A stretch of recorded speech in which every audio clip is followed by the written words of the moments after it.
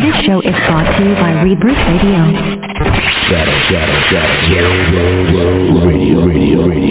Radio. Get ready. We're going live in 3, 2, 1.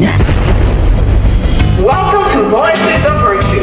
Every time you open your mouth to speak, something is supposed to happen. Let our conversation always be wise and seasoned with salt, so that we may know how to answer others.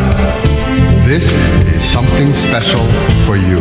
Voices of Virtue. We're going to help those, let them know that they're not alone, not being afraid to speak, because you know what's hidden shall be exposed. Voices of Virtue.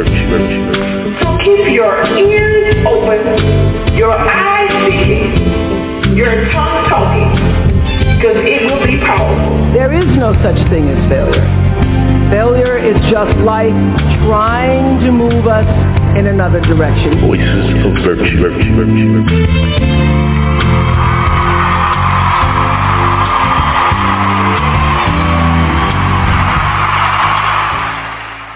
Well, hello and welcome, everyone. Welcome.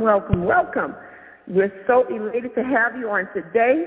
Another Day with Dee from Voices of Virtue, brought to you by Rebirth PR Media and Shadow World Radio. Thank you all again for tuning in with us on today. And me, Dee, as your host, I'm here from down in Baton Rouge, Louisiana. I call it the middle of the boot, from a little country town in Bachelor, Louisiana. And I have 3 kids, 10 grandkids. So what I want you all to do is just sit back, relax, grab you some good cold water, a cup of tea, and enjoy the talk on today, because we're going to come to you virtuously talking about a subject today that has been hitting, I would say, the world, that needs to be touched even more. But to give you a little bit about Dee, about Cheryl, you know, when Voice of Virtue took place, it was because of her I gone through in a relationship. And because of that, now it proves again of what Cheryl is about and why she's using her voice to speak virtuously. Because just this week and the week before, had a close friend who was a family member, due to a relationship or infidelity, came to death. Mother got killed, father went to prison, then the daughter killed herself. So with that being said, this is another reason, Cheryl, you're hearing from Dee on Voices of Virtue. So I want y'all to sit back, relax, tune in, download, share, and invite others. And on today, our co-host, we have none other than, who's making this all possible, along with Rebirth, we have Shadow World Radio owner, CEO, Mr. Naz. So we want to welcome Mr. Naz and have Mr. Naz tell us a bit about himself. All right. It's a pleasure. Once again, I want to welcome everyone to the show.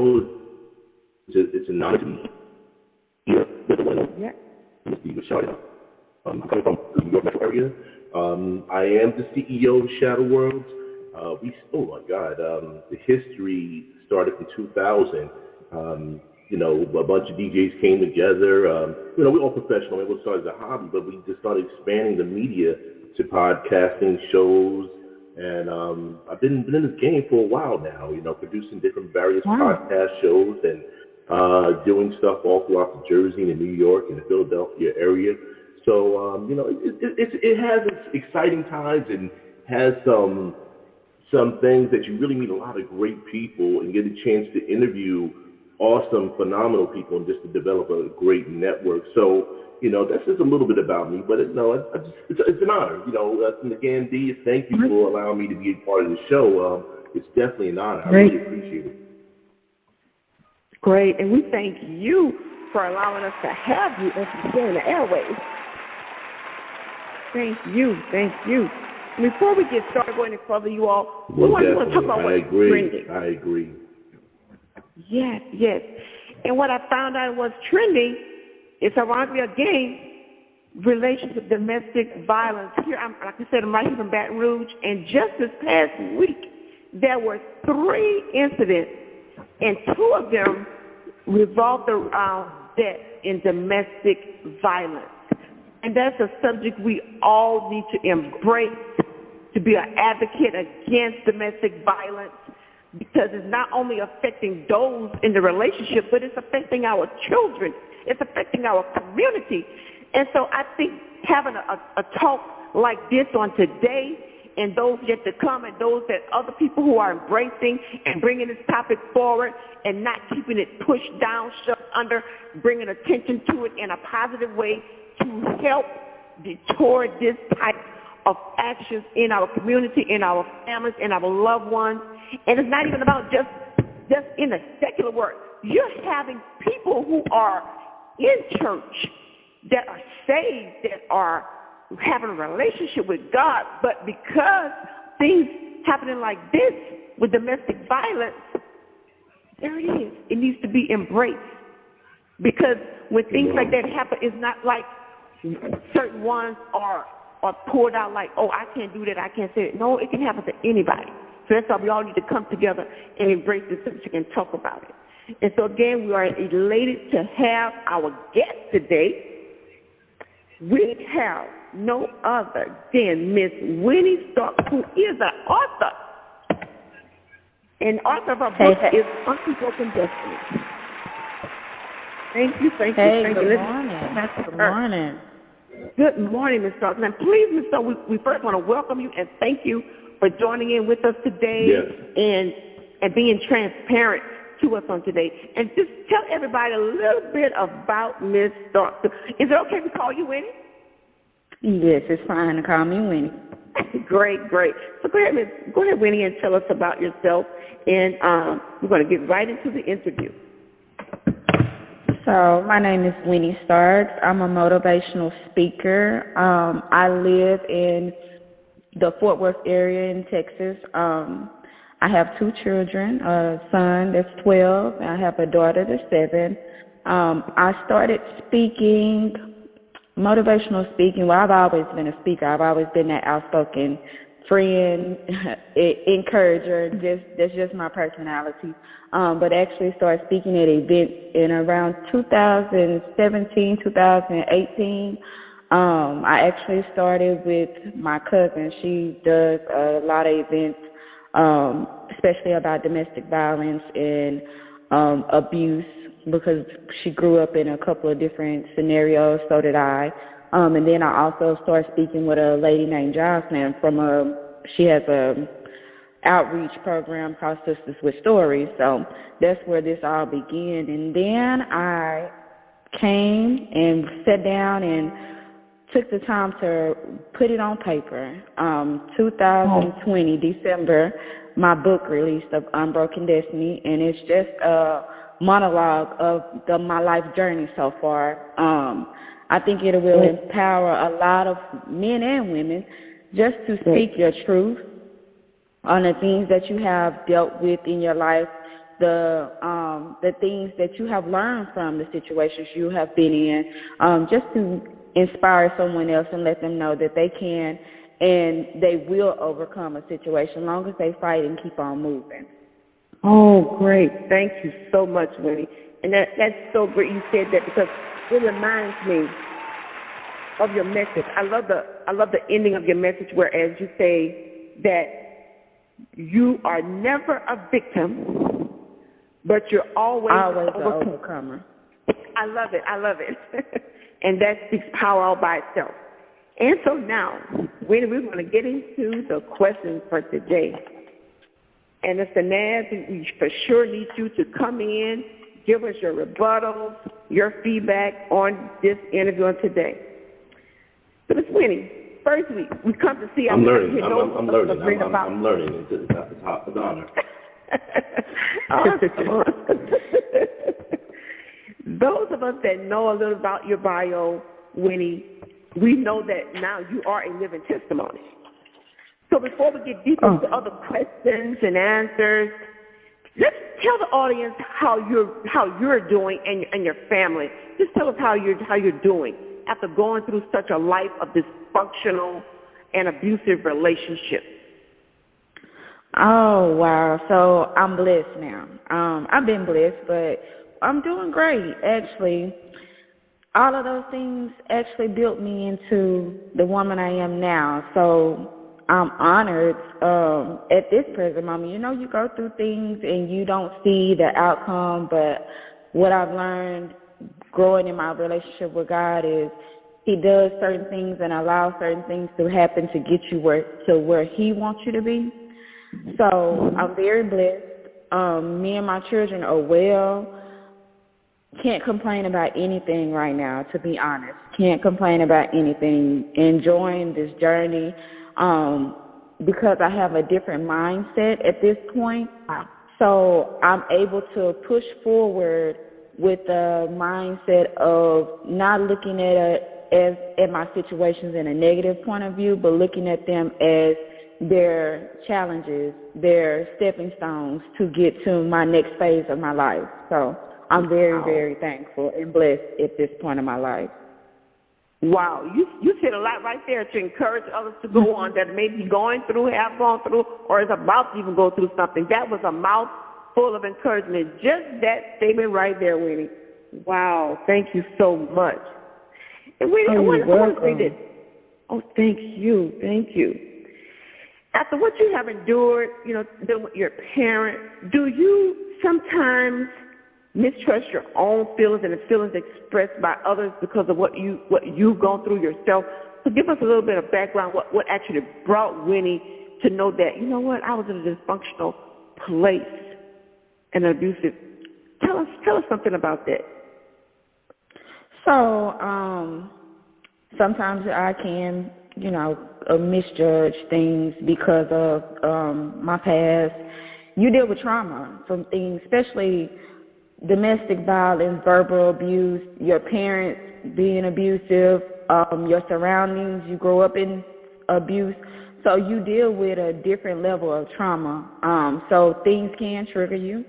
I learned that I was in dysfunction once I began my relationship, truly a walk by myself relationship with God.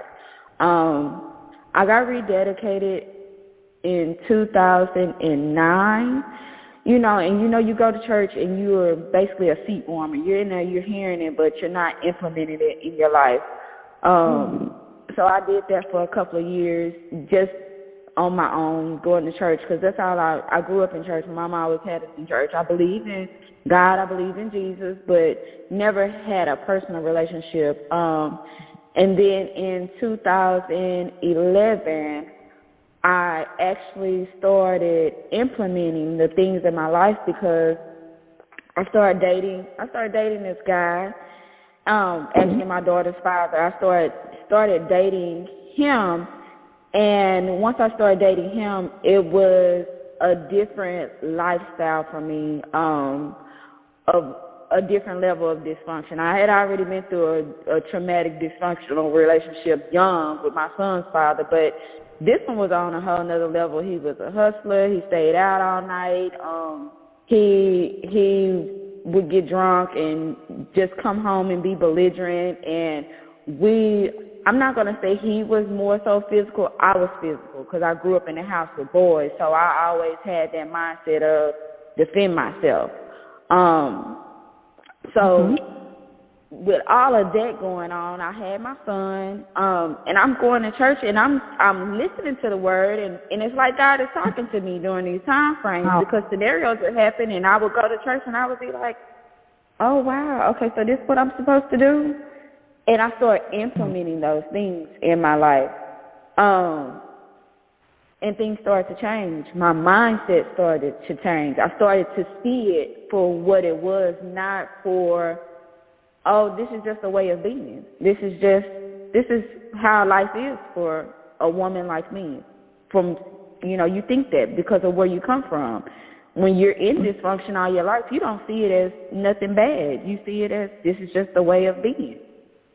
So going through, and then start implementing Jesus in my life. Yes.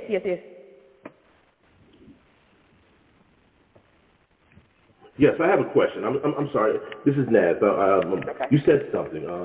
this is where I come in on the rebuttal part. I noticed that you said that you got involved with an abusive relationship. I'm assuming that would be the son's father? So, my daughter's father. I apologize. It's okay. Now, are you guys still together? No, we're not. Okay. We're not. You know, just listening to your story, you know, as a man, I'm sitting there listening, and you grew up in an environment very toxic, a lot of dysfunction, like you just said, and I guess that, of course, is the basis of your book. Have you ever got counseling, or have you ever considered therapy counseling? I mean, because you've gone through a lot, like post-traumatic stress disorder. It carries over into your family, to what you're dealing when you're trying to fight these battles, and you're looking for church as another component to help you. Have you gotten any therapy? Do you suggest it? I mean, have you? Great question, Naz. I do. I did. I'm not in counseling at this present moment, but I have done counseling sessions for the last 2 years. It helps.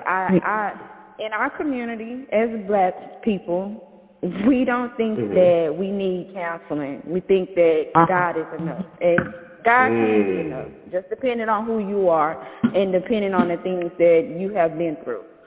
When you go through, like you say, post-traumatic syndrome type of situations, I do recommend that you seek therapy or counseling so an outside, unbiased person can sit down and help you declutter and reevaluate your thought process and how you handle certain things and how you can move forward with handling certain things. Because when you go through trauma and different situations of either mental abuse, verbal abuse, or physical abuse, it leaves scars that if you don't speak on them, if you don't talk them through, if you don't deal with them, it leaves a baggage on you that you will travel with as long as you suppress it. And yes, I did that for a long time, like just from my childhood growing up till my adulthood. I dealt with so many different scenarios, I suppressed them because that's what I was taught. I was taught that it's going to be okay. This is just a part of life, basically.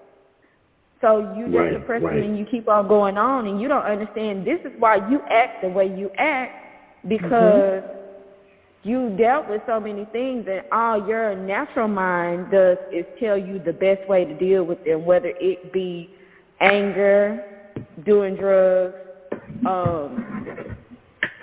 highly sexual, highly overextending yourself, highly emotional. Yes. It comes out in different forms, and if you don't deal with them, you're going to always be like that. So, yes, I definitely recommend therapy, counseling, and Jesus. Those are my top things. God is going to be first. I recommend God to any and everybody. But I do also recommend counseling and therapy because those things help you declutter, not in a spiritual aspect, but in a logical aspect in your mind. So, yeah. I agree. I think that's phenomenal that you took the approach. You basically in the survivor's mode. I mean, but it's the stuff that you've gone through. And ladies, you know, I want to swing this, of course, to our lovely host, Dee. You know, I know you shared earlier at the top of the show about the things you've been through. I mean, can you relate to her story? I mean, right now, this is me learning, me talking to beautiful women, talking about the stuff that they've gone through. And sometimes our men need to understand what our women go through because, you know, we can't assume that us as men, that our women are just automatic, let's just take it on the chin and just deal with traumatic stuff. And, you know, we have to understand that in order to be part of the solution. So, Dee, I have to ask you, Can you relate to what he's talking about? I mean, because you've been through some stuff yourself. Oh, yes, definitely how I can relate. And for me, it took it to another level because, see, I was married to a preacher. Was married for 24 years.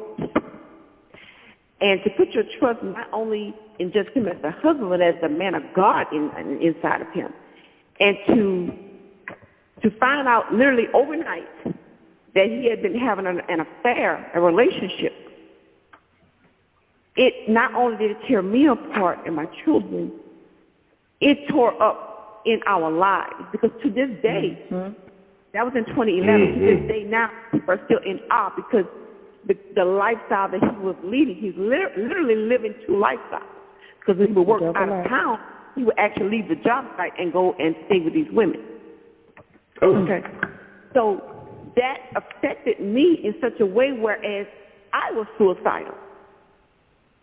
I was in a place of shame, too ashamed. Not share. That didn't happen to me. We were a couple that our pastor used in the church to mentor and counsel other couples, other marriages. That's the kind of relationship in marriage that we had. Wow. Our kids, in a positive way, called us the Huxtables family.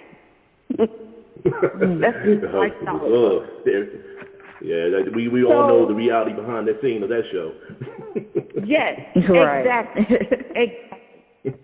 So, with that being said, to go through that, and it's so true. Like when Naz just asked you about the counseling, and I tell anyone we do need that because I always say supernatural is parallel because your cliche that hurts people. It's really true. Because if that's not taken care of, you could bring that same negative vibe, situation, circumstances, issues into another relationship. And you end up hurting someone that loves you. They don't even deserve to be hurt. So to say that... Not only that... I'm sorry. Not only that, I realized that I was doing things, and it was damaging to my children. Well, to my son. My daughter she hasn't really got the remnants of a lot of things, but my son, he's older, he's 12, and it was a lot of things that were going on that was rubbing off on him because of the things that I were dealing with. So it's not only about the next relationship, it's about who's looking up to you, who's following you. Because children we can talk to them all day long, but they go by what you do. So that plays a factor as well. Exactly. You name it, I can attest to it. With that being said, as far as children, our oldest son had a semester and one summer class that to be an architect. Okay, his professor had already called me and said, at that time I was Dixon because I earned my rights back to get reshort back. He didn't deserve me to carry Dixon. No.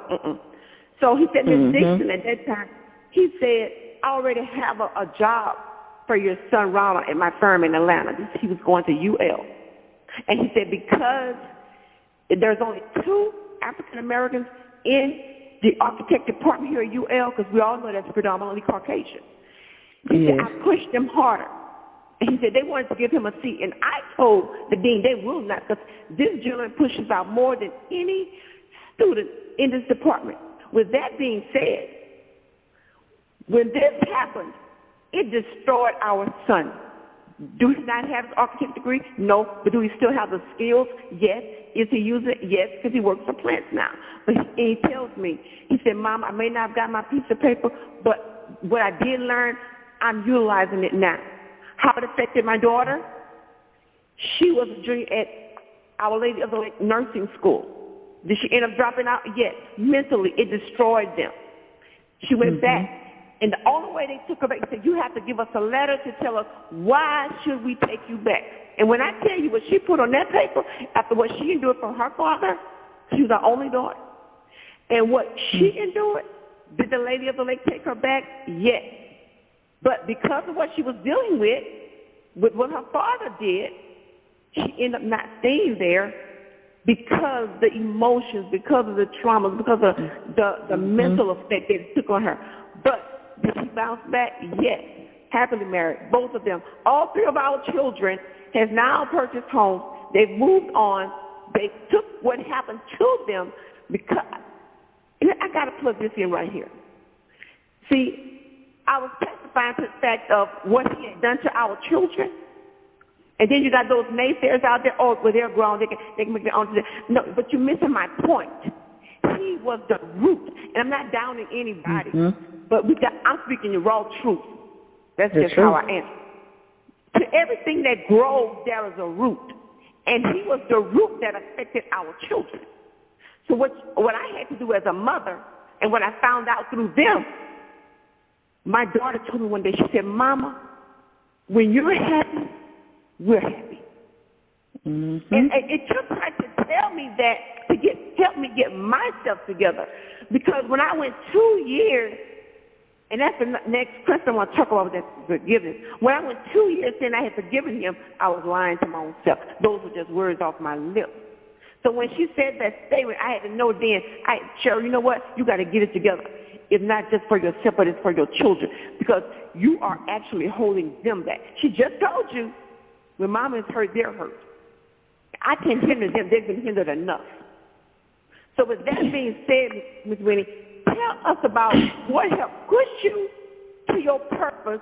And I do know forgiveness had to be a part of that. We can't leave that out. And it had to be some agape love. What do you mean, Cheryl? Somebody who may not know what agape love is. When you talk about agape love, we're talking about unconditional love. Unconditional love. Yes. So, and I still deal every day. So every day is a choice. And that's what people have to realize. Forgiveness is a choice. And forgiveness is not for the other person. Whether they deserve it or not, it's for you, for your sanity, for your peace within. I had to let go of a relationship that I dearly wanted.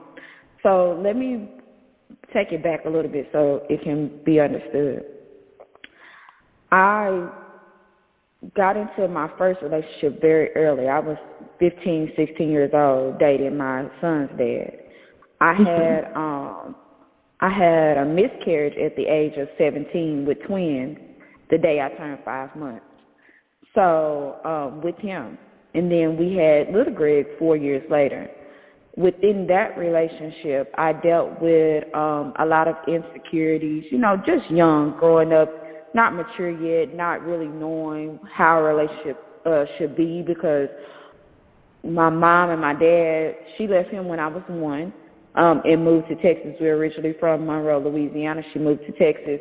Her scenario of their relationship was dysfunctional. He was abusive. He was a street guy, pimped women, did all type of things. So the remnants of that. And then growing up, I had 2 older brothers, but my mom raised a multitude of her nephews. So it's always me and 5 or 6 boys in the house. And they were street boys. They were street guys. So that was the image that I knew of a relationship, of a guy could do basically what he wanted to do. If he take care of you, that's good enough. And then my own thoughts, the own images that, that I wanted for myself. And then I always had it implemented in my head from what my mom went through was, a man is never going to put their hands on me. I'm never going to be terrified of a man in my life.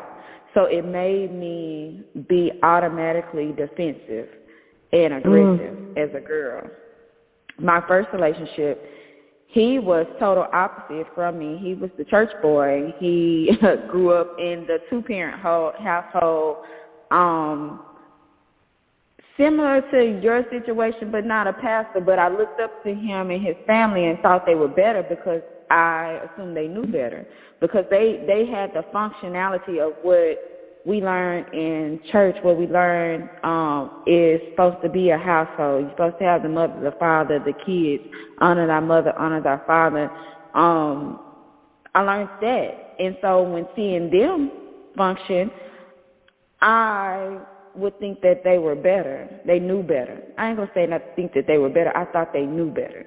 So once things started coming out, betrayals, he would cheat, he would do things, it left me tortured. And my way was I was the violent one. I would put my hands on him in that relationship.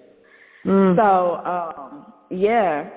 And so we went through years of back and forth, but I also learned things from his family and all of the above. And then we move on, we break up. I have a son. He leaves when he's about 5 months. And so now I'm out in the world pretty much by myself with a child. I'm upset, I'm angry, I'm bitter, I'm mad because this is not what I wanted. I always wanted the family. So I go through a string of, little relationships here and there and doing, whatever I wanted to do, being free. Then I get with my daughter's father at a pivotal stage of my life because at that time I had wilded out so much. I was working in the bank. I lost my job in the bank. Just not structured anymore because I just let life take a toll on me, take a real toll on me, all the things that have happened. I just wanted to be free. I didn't want to be good for anybody. I didn't want to be the persona that I had. So, I was out in the streets for a while. Wow. Then I meet him, but in my heart,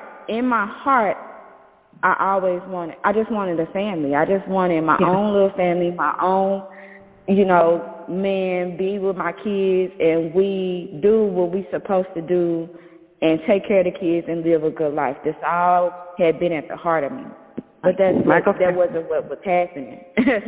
That wasn't what was happening. And I'm not understanding why this is not happening and why these things are happening to me. So move along, I'm with him, and then in that particular relationship, all hell broke loose. Like, I went from this guy, my son's father, he would cheat, but he took care of the bills. I never struggled with money. We always was financially stable since we were 16 and 17 years old. We both worked. We both knew how to take care of a household and do structured things. It might have been little infidelities outside, but the structure was great. Then I get to this guy. Because of the situation I'm in, I lost my job. I actually started going back to school to be a medical assistant. I went to school, and he had just got out of prison. So in my mind, I'm like, okay, I'm no better than him. We both are starting over. We both, are trying to get our life back on track. Can't judge him. That's my thought process. I'm moving on, doing what I'm supposed to do. Yes. What you say? I want to turn the table a little bit, just because you put that plug in right there about the man who's getting out of prison. And because we have the honor of having a male here on with us today as our co-host, Mr. Naz, with Shadows World Radio, let's ask Mr. Naz, as a man, Mr. Naz, what can you tell the listening audience, and especially to the women who endure these types of relationships? What empowerment can you give to them as a man of integrity, a man of power, a man of honor, a man who has structure in his life? What can you help us as women tell us, and at the same time talk to the men to give us some insight, please, Mr. Naz, while we have you today? Well, first and foremost, talking to you, Miss Winnie, things that you've gone through, it is so unfortunate. It's despicable how our men, I'm not saying all men, but we have some phenomenal men out here, white, black, all Hispanic. We have some phenomenal men that scar our women. Now, through bad relationships, I can easily tell you, ladies, No man is worth you losing your peace. And I'm going to say that again. There's no man, Learn no that the hard way. on this planet is worth you losing your peace. Because once you lose your peace, you lose the self-love. You can't love that man. You can't love your children if you don't love yourself first. You can't be the best version of who you are without having that peace. You cannot. So when you put a man above your own peace, you're losing that. And then you have weak men. I'm gonna say weak men. Any men listening, if the shoe fits, wear it. If it doesn't, let it fly. If you have a woman who's having challenges, who's been through a bad relationship, first of all, communication is first and foremost. Ladies, you'll know what type of man you have if you take the time to communicate with that person. Know a little bit more about it.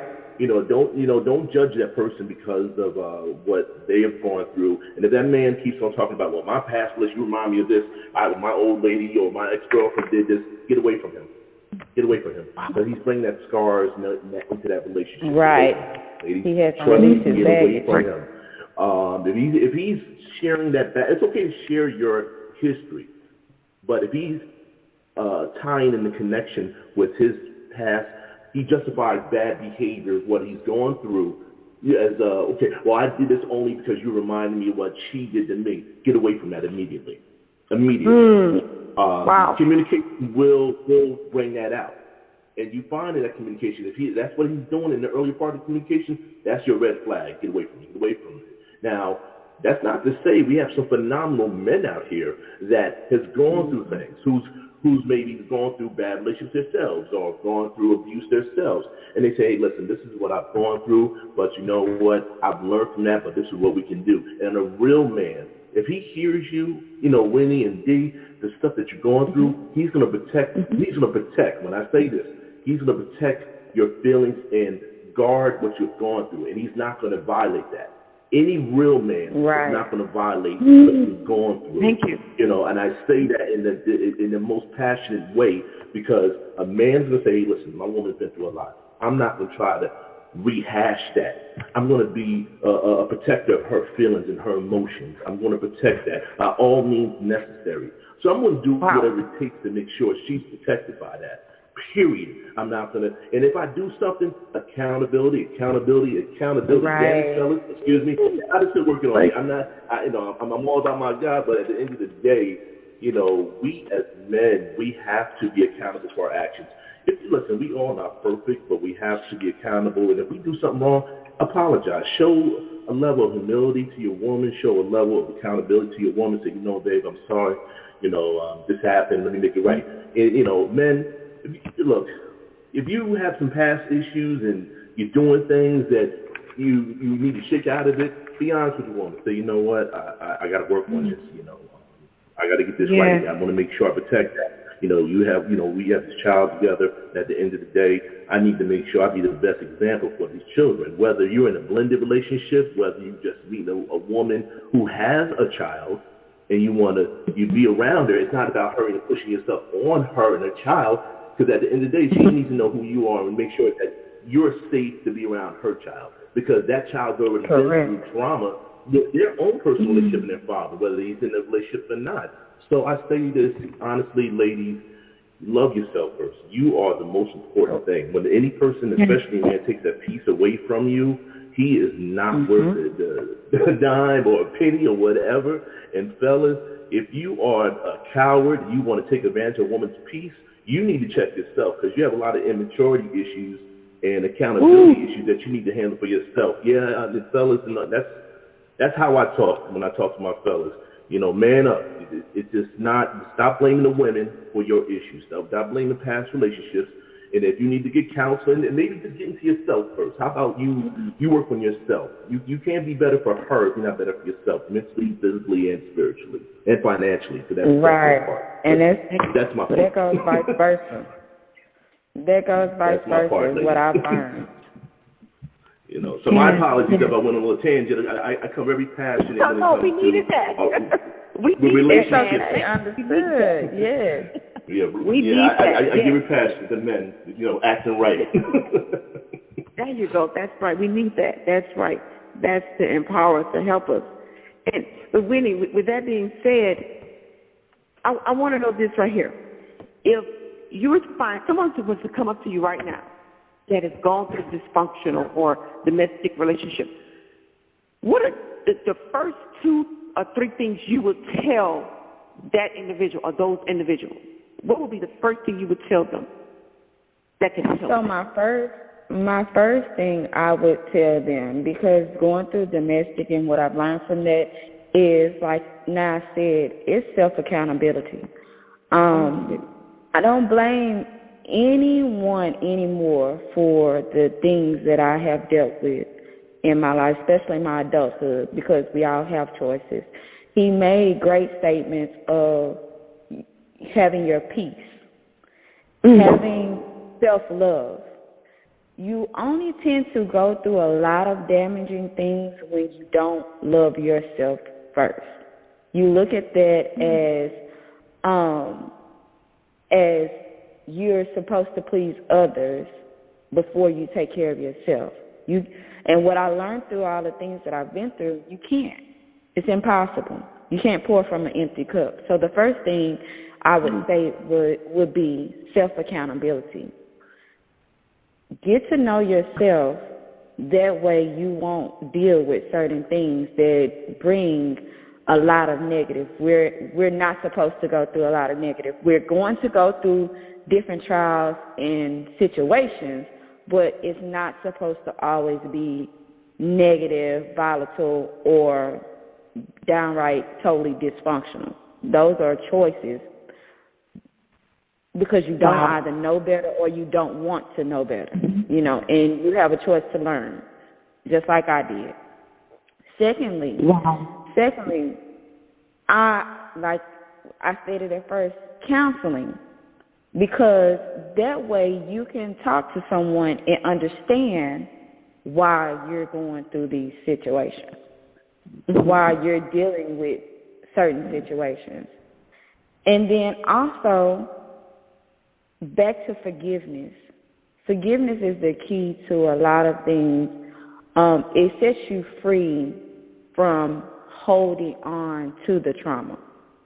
It sets you free in your mind to look at situations not negative first, but look at them positive first. So that gives you a way to deal with them in a positive manner versus dealing with them in a negative manner and adding another situation to it.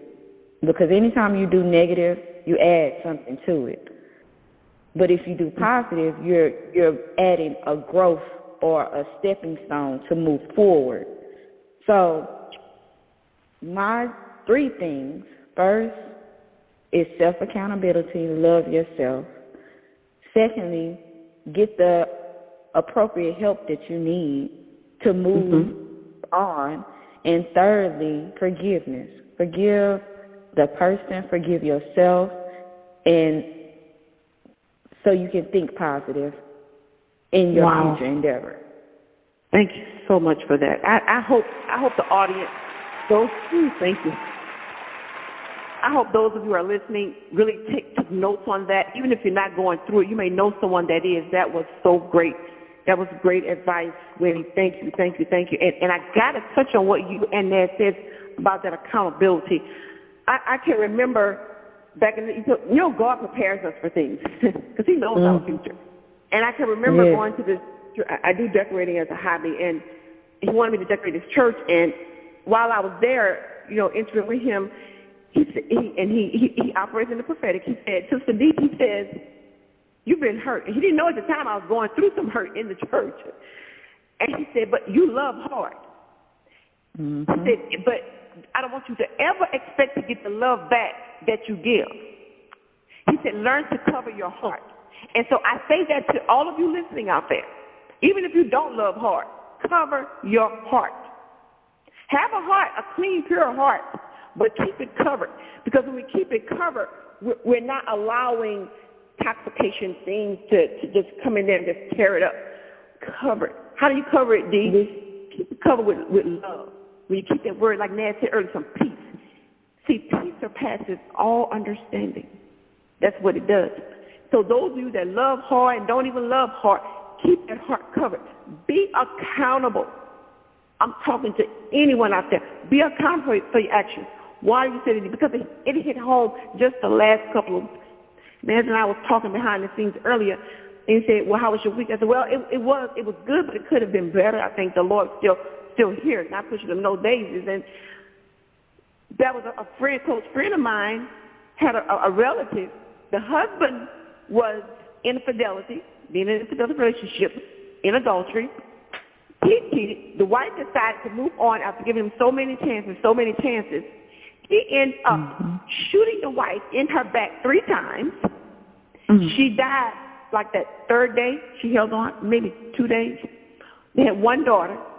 While the husband ended up confessing, because he was called a DWI, he ended up confessing while in jail. He confessed to the murder. While he's in the jail, the daughter tried to commit suicide. God saved her.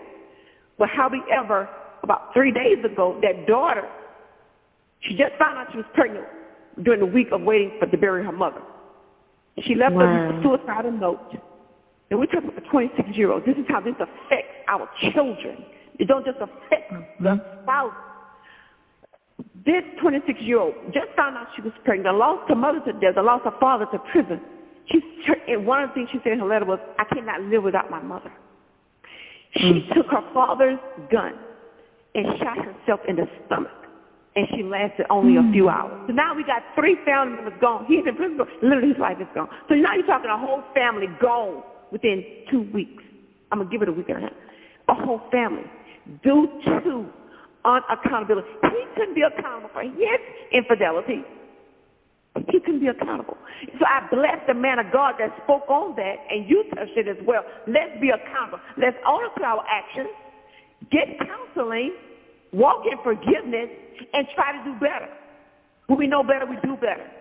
Because you are affecting not just, I'm not going to say it stops right there at the family. I'm going to say it's affecting a generation because it's like a curse. And that curse shall be cursed. Because what God has blessed, no man can curse. But when we got these demonic spirits out, and they are spirits, we got to come against those things. And how do you come against it? We come against it first with the word of God. We come against it second by owning up to confessing and being that voice, being able to talk about it. Help one. We don't know who's listening to us today, you all. We don't know who this may help. We don't know. I know of a person's situation. A man heard a radio station. He had gotten fired. He was on his way to the station to kill the people in the office. And because he heard a radio station, a woman of God giving a message on the radio, he did not go in there and kill the people. When he went in there, they had a cake for him and a cake to celebrate his departure. And he can't say where this happened at. But that goes to show you the importance of the airways. And we thank God for people like Mr. Naz giving his airways to help us spread the word, spread something profound, constructive, to help tear down the negativity out there. And people like Winnie, yourself, giving your story to testify to help others, going around the state, now the country, we speak that for God to enlarge the territory. We decree 1 Chronicles 4:10 over your book, over your life. We decree and declare and command that right now. And we thank you all for that. Amen, amen. And Dee, I would like to add something else to this. People have to learn to set boundaries. When we say guard our heart, it's about setting boundaries. What's healthy for you as a person. Everything that someone, we all deal with things differently. We all have our triggers and we all have our necks. When you set boundaries and you stick to your boundaries, that's the way you guard your heart. So this is one of the things that in my encouragement, I break it down to simplistic because, you know, you never know, like you say, who's listening, who you actually are touching, who your words are touching on. And a lot of times people don't ask questions. They don't get clarity. So clarity of guard your heart, because I didn't know that. I didn't know what guard your heart was. I thought it was guard your and be protected, be in defense mode. No, it's setting boundaries. Boundaries. I don't like this, and I know I don't like this. So even if it does hurt my feelings or hurt your feelings for the second, it's my truth. I don't like it, so I can't deal with it. And if you can't change that about yourself so we can coincide with each other, we are not the people for each other. I don't have no harm or hard feelings against you. You're just not the person for me because you take me somewhere that I don't want to be. Yes. Very good. Yes. Very good. I have a question for you, and I love that you brought up boundaries. I do believe, especially when you're in a relationship with a significant other, especially some of our men, I believe setting the boundaries and a real, let me not say a real man, a man or a person of understanding with any humility is going to understand and respect those boundaries. It is a person, and that's also another telltale sign. Dee and Winnie, right. A man can't respect your boundaries. He's really not worth the He's not the person for you. He's not. Yeah. He's not the person for you. Much issues I have with him. Wow. He's not. I mean, that boundary is powerful. And I love that you said that. I actually was going to say something like that, but you kind of beat me to the punch. But that's it. And just listening to you, it sounds like your book was part of your therapy. I'm listening. I'm loving the whole interview, by the way. I believe your book was your therapy. The same thing, with Dee and this talk show. I definitely believe your book was your therapy. I strongly believe. It definitely is. It definitely is. Right. When I started writing, I was actually going through the final breaking of me and my daughter's father's relationship. He had had another child. Everybody hid it from me. All of these things. So it was like I had to get it out. It was a form of letting out my baggage. And all of the things that I learned and all of the things that I wanted to be free of, you're so right. It was a part of my therapy. And I was going through counseling as well. And I've always journaled a little bit, not in details, but just in spurts. Whatever thought came up, that was the thing that I did. I would journal it, put it on paper, write it out so I can get it out. So my book, yes, definitely was therapy for me. And speaking to other individuals, it's therapy for me. It's healing. God works in that way. That's what I learned. He works in a double-edged sword. It not only, when you spread your testimony, it's not only for the people he has connected to you, it's for your healing as well within. Yes. Because when we let those things out, it's another piece healed. It's another aha moment also for us to say that I did not only go through these things for myself, I went through these things so I could help somebody else. So this was never really just meant totally for me. I was the one that God chose and was strong enough to deal with it, and he knew what he was going to use to be able to heal or prevent someone else from going through certain situations. So, yes. Wow. Great. Yes, Thank you yes. so much, Winnie. Thank you. It was Winnie. Thank you. Listen, right now, what we're going to do, we want to allow you a chance, opportunity to please tell the listening audience how to purchase your book and how to get in touch with you. So my book is on all major platforms, Amazon, Barnes & Noble. All you have to do is Google Unbroken Destiny or Winnie Starks. If you would love a signed copy, I would say message me via Facebook on Messenger under Winnie Starks, or you can contact me for any events at winnie.starks@gmail.com. That's my email address. You can always reach out to me, DM me on IG or Facebook Messenger under Winnie Starks. Great. And when I was giving you that to say, is there anything in the future we could be looking forward to coming from Winnie? So I'm actually planning my book signing. We're trying to get reacclimated from this pandemic to get back out. So I've just been taking baby steps So my next venture is my actual book signing. That's here in the near future. I'm leaning more towards mid-April, beginning of May. So I would definitely reach back out and let you know exactly when. I would love to also do another. I've done a women's empowerment back in 2019. I would love to set another event that I've been working with some of my people. We're looking to do a pop-up shop in June, and I will get back with you on that. But we're just trying to see how the things are going with this pandemic right now to see what's safe as well for everybody. Great. Thank you. Thank you. We look forward to welcome. that. Yes, yes. And so now we want to thank you again, Miss Winnie Starks. I want to thank you so much. And also Mr. Naz with Shadow World Radio, along with Rebirth. Yeah, we in the building. are the media who make this all possible for Voices of Virtue. Thank you so much.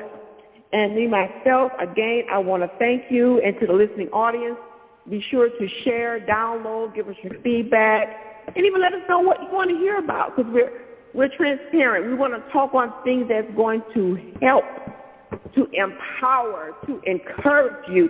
And again, we want to thank you so much. And just remember, through Voices of Virtue, we want to encourage you to walk in your authenticity, know your identity, stand in integrity. Because of virtue, there's no one to be, there's no one to do a better you. And thank you for tuning in to Voices of Virtue. We love you.